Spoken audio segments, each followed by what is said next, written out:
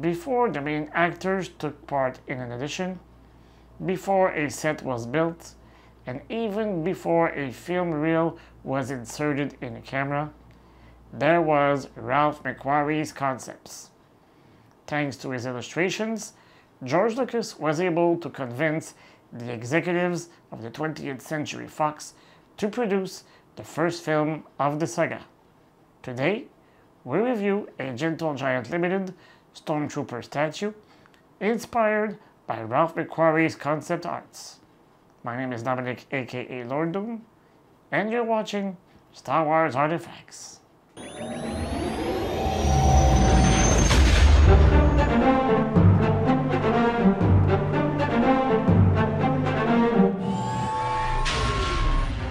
This statue is part of the premiere collection from Diamond Select Toys. It was the gift offered to members of the Premier Guild for 2022-2023.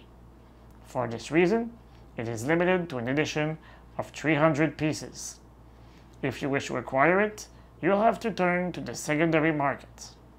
However, since only a very small quantity was made, it is quite possible that the price will be very steep. Are you ready? Punch it, Chewie!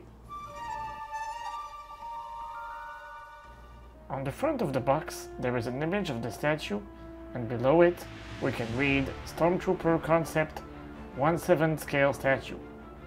At the top, there is a gray stripe on which we can read Premier Guild 2022-2023. On the sides, there are two different images of the statue. On the back, we have the Star Wars logo, and in the middle, there is a close-up of the statue.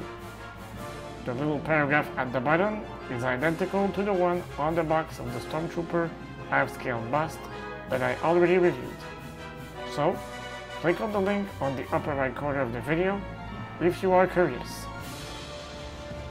Before we take a closer look at the statue, don't forget to subscribe to the channel, hit the notification bell, and smash that like button to help us continue our work.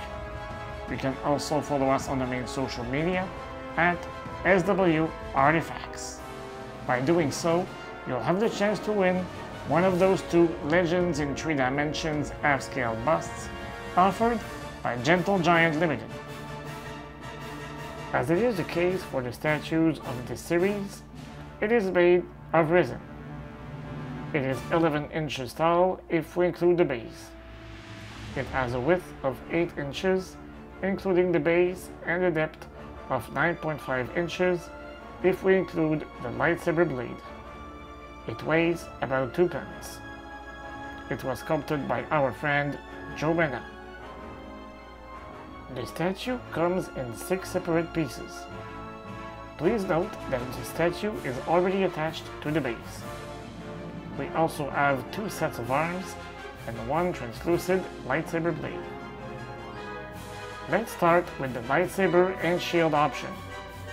This version reflects literally one of the first McQuarrie concept arts.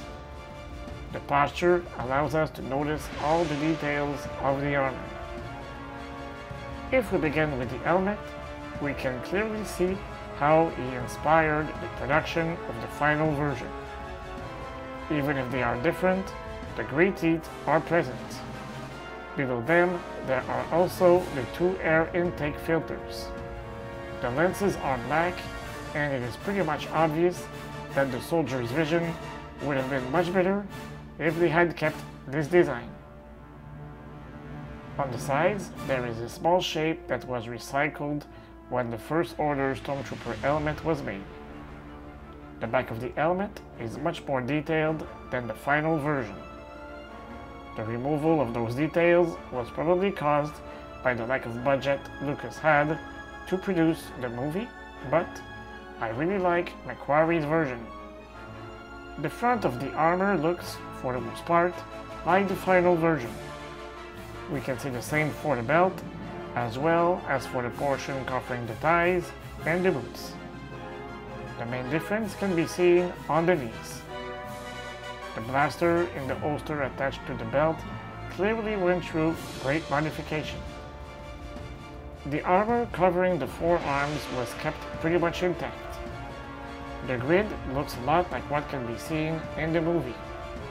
However, the black and red triangular symbols on the shoulders were discarded along the way. The back of the armor features the most differences. The square on the back went through great modifications at the hands of our friend Brian Muir, the sculptor of the final version of the armor. By the way, if you click on the link on the upper right corner of this video, you will be able to watch an interview we did with this living legend. If we look at the belt, the two rectangular accessories were discarded.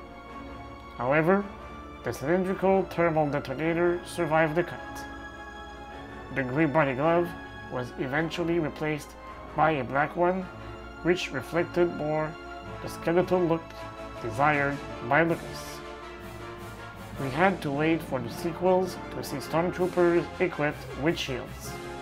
Thankfully, the use of lightsabers was kept for those who use the Force. If we use the other set of arms, the stormtrooper looks a little bit more like the final version, since he now wields a blaster. The look of it has clearly changed, but I'm sure you understand what I mean. When we look at the base, we clearly see McQuarrie's influence on the aesthetic of the sets in the original trilogy. It looks like a mix of the Death Star floor with the one of the carbon freezing chamber on Bespin. Below the base, you will find the copyright, the name of the manufacturer, and the location where it was made.